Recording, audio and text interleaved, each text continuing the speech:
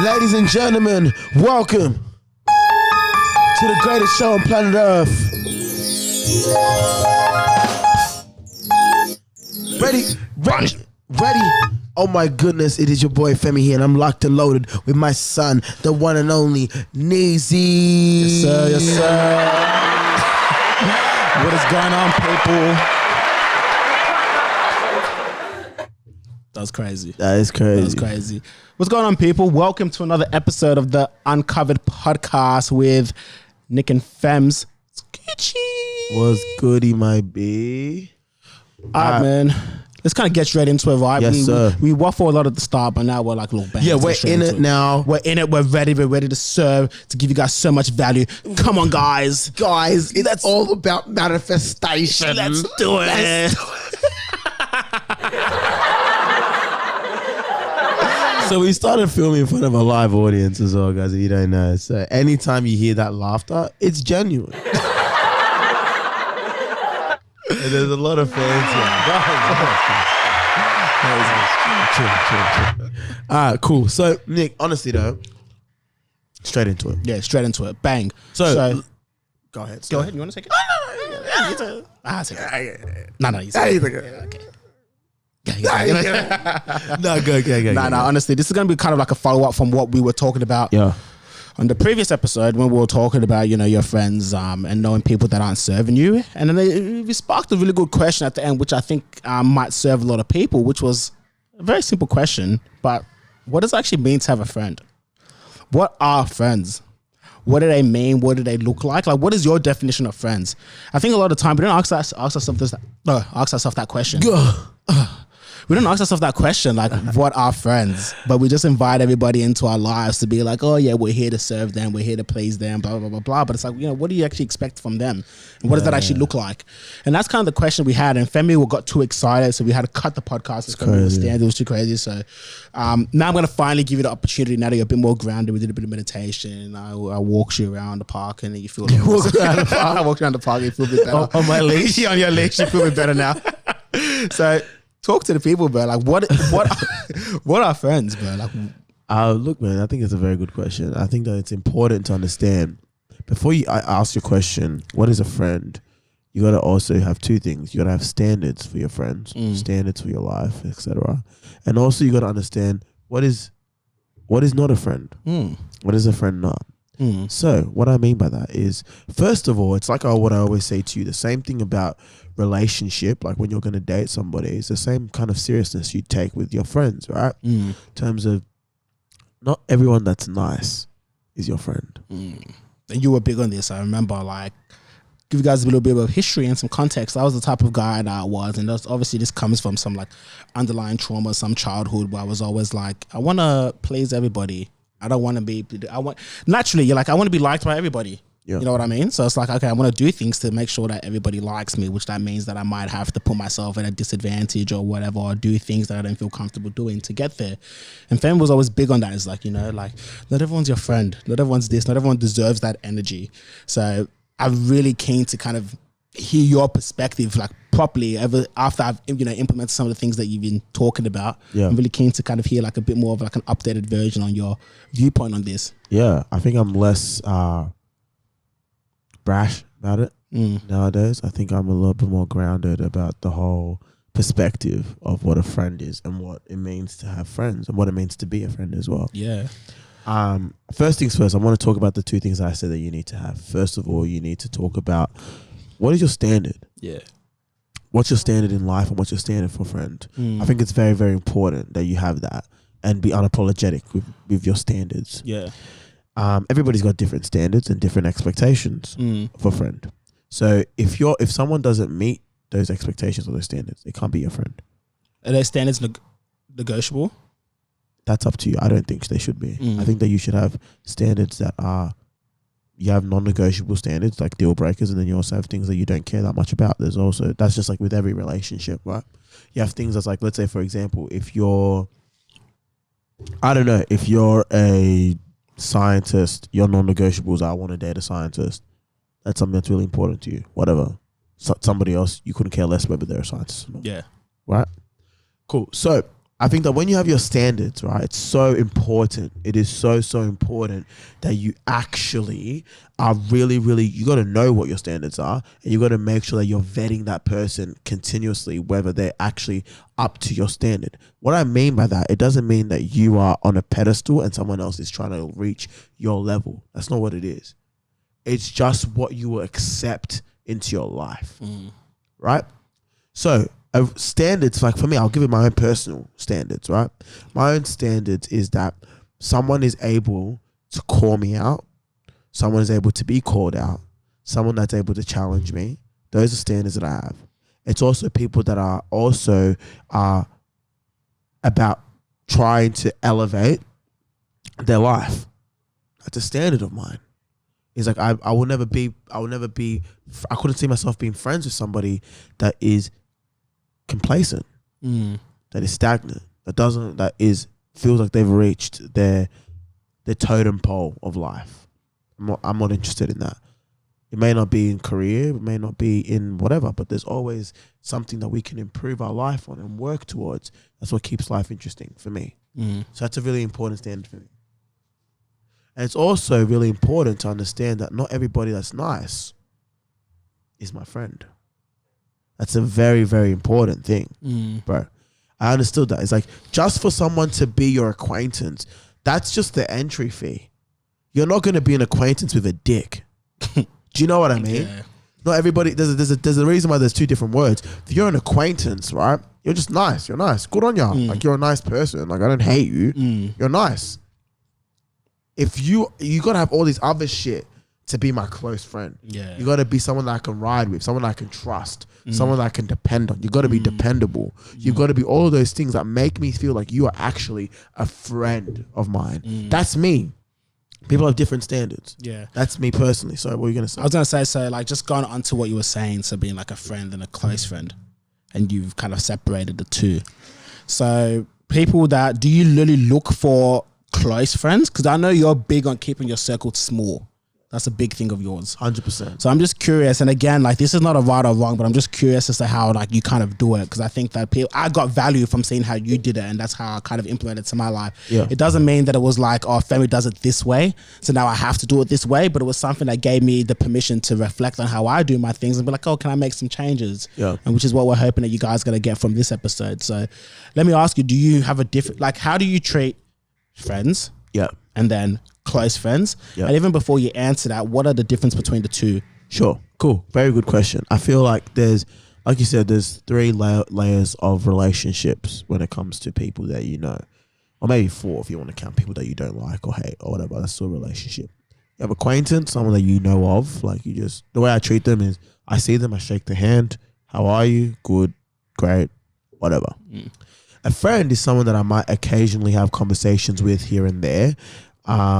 Is someone that is like, I'm not going to tell them anything deep or intricate, but I might give them a little bit of a glimpse into my life in terms of like, oh, I like this, I like that, or whatever.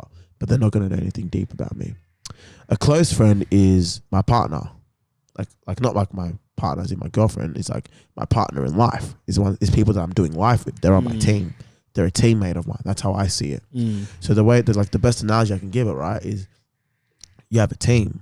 You have you yourself are a team, and you have your teammates. You only select the best teammates to be on the pitch with you. Your friends are bench players. They're on the bench. It's like, you know, like, I don't hate you. You're not that good, but, you know, like, you're not going to know, like, bench players are not going to know all the secrets that you would know if you're like a starter or you're the captain of the team. Yeah. You're not going to be as close with the You're not going to be as close with the coach, right? You're not going to be that. Bench players will be on the outskirts. You get the residual information, and you don't know everything that's happening within the club. Yeah. Acquaintances are in the stands. Like, you're not, you know what I mean? You're not a spectator, but you're in the lower grades. You're in the under 12s. You know what I mean? Like, you're in the lower grades. You're never really, like, it's gonna be very different. You're not gonna get a start. Yeah. I don't know you like that. Okay. But when you prove yourself, maybe each person has the ability to, the reason why this analogy is really good, each person has the ability to progress and regress. Yeah, that's good. That's how I was going to actually ask you that question, because I was like, okay, so how do people progress then? Because I know that at the start, you was very like, I've seen obviously some massive shifts because the way you and I label our friends are quite different. Yeah. And I think that from hearing a bit of my approach, you kind of opened up a little bit more and allowed more people to filter through your close friendship group or your team. I think just a little bit. Okay. So I wanted to ask you, like, how do people, if people sit in these spaces or this category, at what point, how do people elevate or advance to different parts if you already got the mindset that the information that I give you is quite limited, or I'm not going to give you everything about you because you're just a friend? Let me ask you, how do relationships and bonds get stronger? Over time. Okay, what does time do? It's like if Gives you the opportunity to get to know them better. If I've known somebody since I was 5 years old, does that mean that I'm going to be friends with them? No, of course not. Exactly. So time is it? So like, what is it? That allows me for someone to advance or get closer. Well, for me personally, I think it's a good question.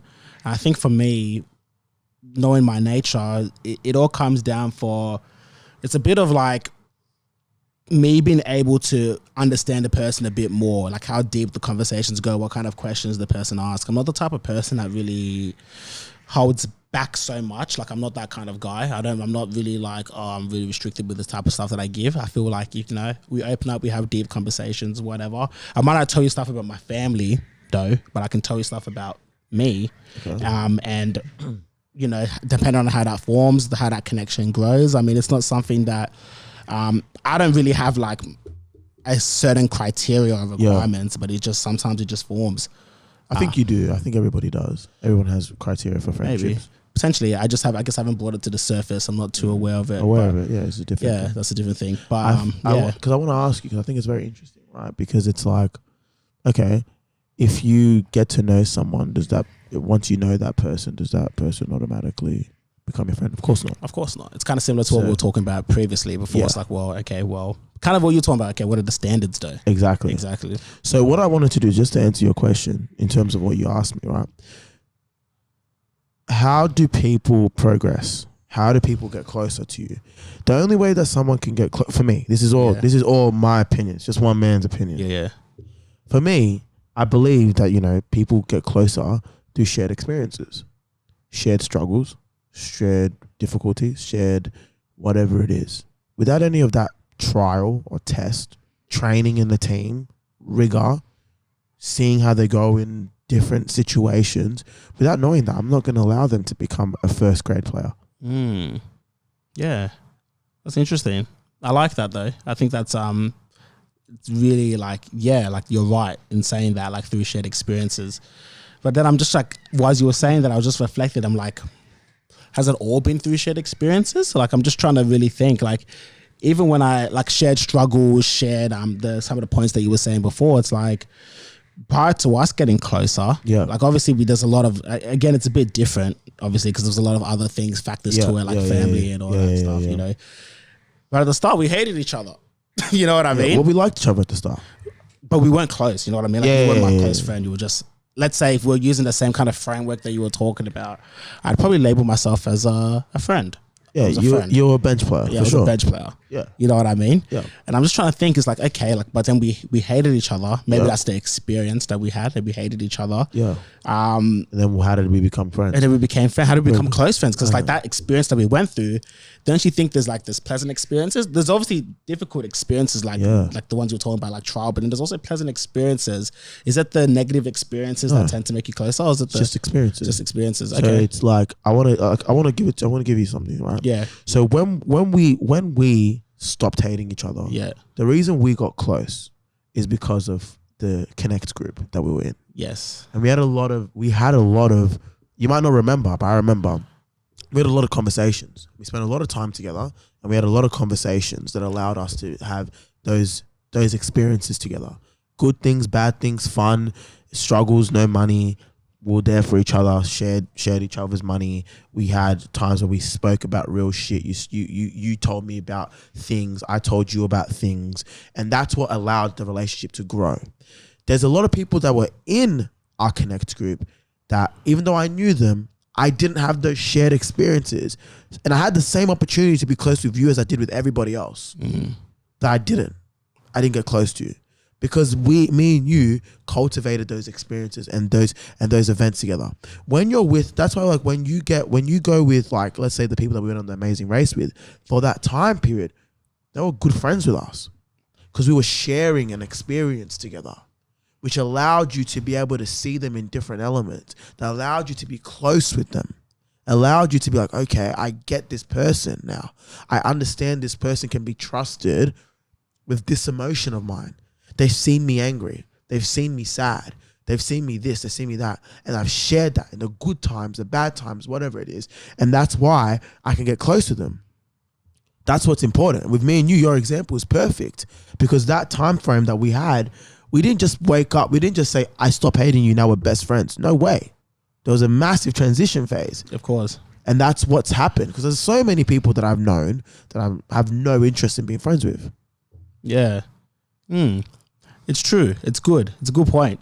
So then I guess back to that question then. So we've come from friends to close friends. Is that so you will allow people to progress through experiences together and being able to be vulnerable with each other and share those kind of different turbulent times together. Not just turbulent, but just times. Just times. Yeah. So does that mean then, but like, I guess the reason why I asked that question is because maybe I interpreted it wrong. So feel free to correct me if I'm wrong. Yeah. But what I interpret it as is that if you're a friend, you're kind of like here. This is like your box. This is where you're at the moment. And the level of information and stuff that I give to you is kind of restricted because you're in this box. Sure. So if you're in that box, progress? Exactly. Like how do they get those experiences if they're boxed in a little bit? It's not that it's boxed in. It's just opportunity needs to arise. It's just like in a team. It's just like in a team. Like you're a bench player. Like we're not giving you the like right now as the coach, right? This analogy might come a bit, as arrogant or whatever. But I think I know what you're gonna say. Yeah. It's like when I'm looking at a coach, when I'm looking at my bench player, I don't have that level of trust in them because I've never seen them exposed to that. However, if I have an opportunity that like right now let's say if I need that bench player and they perform, you get what I'm saying? And they perform, I'm going to have a lot more faith in that person to be confident to elevate them to a close friend, to elevate them to a starter. It's just like, let's say for example, you're out there, you go out clubbing with just a friend, which is normal. You could easily go out with a friend, not a close friend, just a friend. Yeah. And you get in a situation where shit goes left. Yeah. Not even violently. Shit goes left. You lose your wallet. You're stuck in Timbuktu. You have no way of doing it. Yeah. And they ride out for you. They're there for you, your friends. That's an opportunity that you didn't plan. But it's something that's happened. And through that experience, that person has been like, real guy. Yeah. And then from there, you then like, okay, open it up a bit. It's like, okay, this guy can be trusted a little bit. I can see. And you give him a bit more, give him a bit more, give him a bit more. And then that person's going to be giving you a bit more because it's a two-way street. So they're going to be giving you a bit more. And then when you guys are in agreement on it, then you guys can progress. I think that's the important way. It's like, don't just think like, the thing about girls is like, it's so interesting with me. It's like girls meet someone and they're best friends with them for 3 months, then they're no longer friends ever. We see that all the time. All the time. Common. Yeah. Because they haven't actually vetted that person. That person, I met her at a party. She's nice. She's now my best friend. To me, that doesn't make sense. But I'm not here to judge. Yeah. Yeah. That's very interesting, man. So let me ask you this question then. So for the people out there, right, that have got friends at the moment, maybe you haven't gone through some of the things that you said, because some of the things that you were saying were like, they're really valuable. And it's like, until you actually have the awareness around that, you realize that it's that deep. And the analogies that we were using, the things that you were saying, like they come across, it's not really like that. But like, yeah, we know it's not like that, but we put in this framework for you guys to be able to understand so you can be a bit more aware and maybe take this same analogy and put it in your life. So the people that, let's say they use this exercise or they use that framework and apply that into that life, what do you think they should, what would you advise them if they've had people that they've moved to their close friends section, but they haven't gone through all those kind of experiences and they already know that there's like, you're right, I'm resonating with what this guy's saying, but like, fuck, I've already pushed this guy here as a close friend. Yeah. What do you reckon? What's the advice? What should they do? I think it's like, watch our last episode. Like they cap it, but still, like what I would say is like on some real shit, you got to really vet that relationship. And there's nothing wrong with demoting someone. If you feel like that person is not serving you and they don't deserve to be a first grade player, then you need to put them on the bench until they are. There's nothing wrong with that. Like people, I feel like what we said last episode, which could be any time. Could have been any time. Could have been last week. Yeah. Could have been 4 minutes ago. It was 4 minutes ago. Anyway. Yeah. The thing about it is that people are so scared of losing people. Yeah. 100%. If I cut this person off, he's not going to want to be my friend anymore. Good. Right. You know what I mean? It's so true. And it's like kind of what we were saying towards the end of the previous episode as well, was like, why do we have such low standards for ourselves when we're bringing friends into our lives? Like, these people are going to be like ride or die. Like, what you would expect from your friends is that you want it to be like ride or die. Marriage, like you said. So it's like marriage. Exactly. Like your friends are your partners. They're your partners. They actually are your teammates in life. Literally, like when you get married, like, you know, like, yeah, this is an experience with you and your wife, but it's also an experience with you and your friends as well. These are the people that you bring at the stands of you. These are the people that are watching you make one of the best decisions in your life. Like, these people are so valuable. You don't want to just share those experiences with anyone, because like, just the same way you then invite anyone to your wedding because you value your wedding so highly, it's the same way you should be valuing your life. It's like, well, I'm not just going to let you see all my emotions, see me at my high, see me at my low. You know what I mean? Like, I want to have someone that I can trust. And I think that, like you said, like at the start of this episode, the way you framed it, having their standards and all those kind of things are so important. So important. Now, actually, that's something that I would share with like any of my boys, even some of my closest friends. I'd be like, well, you know, what's that kind of look like for you? What are your standards for your friends, and are they adhering to that standard? 100%. Yeah, because people don't do it. I'll tell you right now, people don't do it. You don't, like, it's not something that you think about. Exactly. Like, these are my standards. No, even in relationships, you don't think about these are my standards. I like her. She was a good pump. I'm gonna date her now. Yeah, real shit. That's how it goes. That's how it goes. You start the life that we live in. So it's actually the life that we live, and it's like you don't actually vet that person as a person. Yeah, you vet her as, you know, just whatever. Like, she's nice, and I say this to you all the time. It's like, being nice is not good enough. Exactly, it's actually not good enough. And I really would challenge everybody that's listening to this to really think about, like, is this person in my life just nice? And I think a good way to do that is that if someone asks you, what do you like so much about your girl? What do you like so much about your friend? If your answer is just like, if you have to think hard about it and you're like, oh, she's nice, those are one of the first things that come out of your mouth, then might be a bit of a problem there. Check yourself, B. I'm on some real top, on some real shit. Like, this is not us trying to be aggressive about it. It's us just challenging you. Like, we hope that this podcast will challenge you, because it's like, it's real, because it's stuff that will actually impact your life. Not even just your girl. We'll take it away from the girl angle. But if your friends are just nice, you can't say, what do I like about my boy? About my girl? What is it? Why are you friends with him? Why is he your best mate? Oh, I've just known him for ages. Okay, why? Oh, it's just really funny. Okay. Yeah, end. Yeah. Kevin Hart's funny. He's not your best friend. Do you know what I mean? But he would be if I had the opportunity. Yeah, facts, man. Kevin Hart, give me some money, man. Sponsor this podcast, man. Yeah, come on, man. Look at us, Nick. Like, we don't want to keep shouting these people out. Exactly. We want our own studio. No, I'm joking. Shout out, we love you. Turn the lights off, please. It's crazy. Shit. No, but seriously though, like, it's like, oh, he's really nice. Like, you gotta have a criteria, like this superficial shit, like on some, but like whatever. But like, I'm not here to judge. Some people, it's like their whole thing is like, all I want is someone that's funny. Yeah, that's the only thing I want from my friend, is to make me laugh.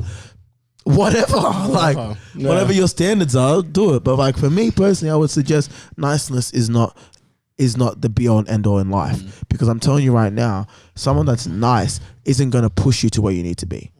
Trust me, you don't want a nice person in your life. You want someone that's nice enough, but you don't want someone that's like nice, because if they're nice to everybody. And if you're nice, if me and you disagree and someone's nice, you can't be nice to both of us. You got to be careful about those people. Trust me. Yeah. Yeah. Hang on.